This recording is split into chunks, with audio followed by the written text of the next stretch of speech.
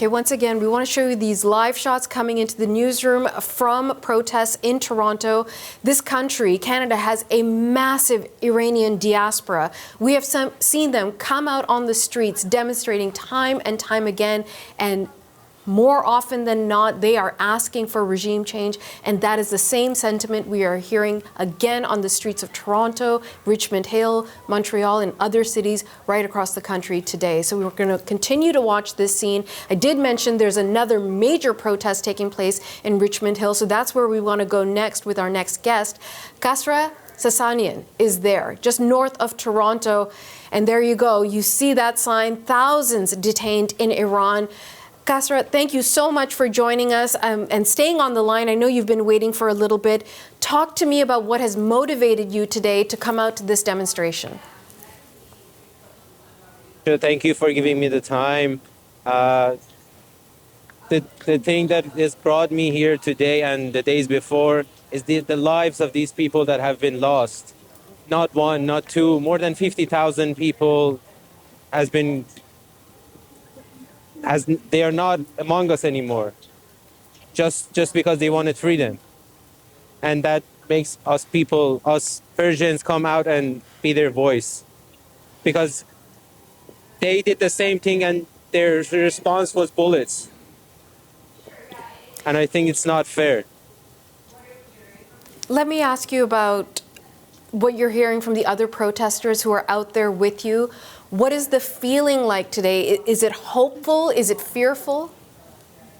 Today, actually, it is very hopeful because a few hours back, earlier today, the strikes of USA and Israel was started against the IRGCs, not against the people of Iran. This is not war with the people of Iran. So people are very hopeful. They're dancing. They're happy. They're happy because they're finally getting free after 47 years of oppression. There are so many people who are watching this coverage, Kasra, and they're thinking there isn't enough clarity as to why there's a sense of hopefulness and joy for what the United States has done today. Explain to us why you're happy about what's happened. Imagine this. Imagine 80, 90 million people are being hostage right now in a country, and they cannot do anything. They cannot breathe. They cannot talk. They cannot dance. They cannot listen to music. So this is not a war. This is a hostage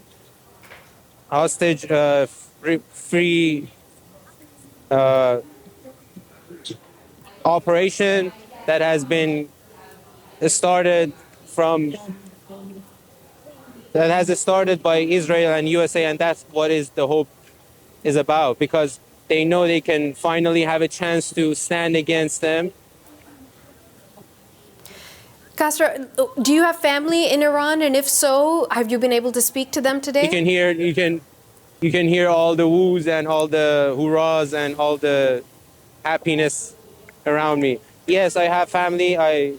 I left my family 4 or 5 years ago to come here for a better chance, to come here to study.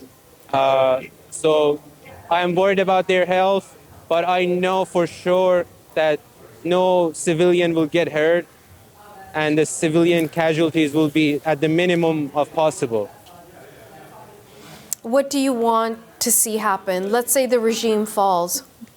What takes its place? If the regime will fall soon, and our leader, Crown Prince Reza Pahlavi, this is what people want. This is what they asked for it on the streets of Tehran, on the streets of Toronto, on the streets of Munich, everywhere. People of Iran, they're demanding the world to recognize Crown Prince Reza Pahlavi as our transitional leader.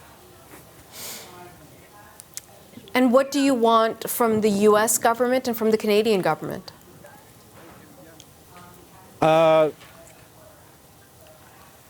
can say from the U.S. government, I want from them to finish the job soon, because this war cannot go long.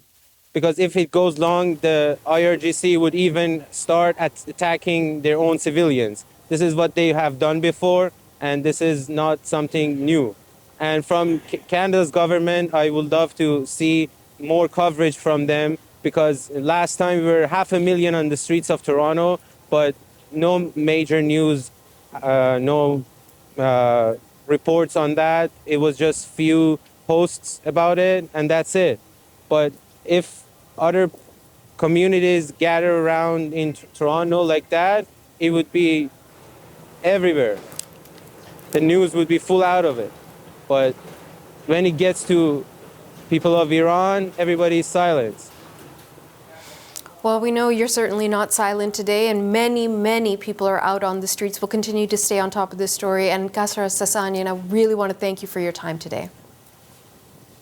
Thank you for having me. It's our pleasure.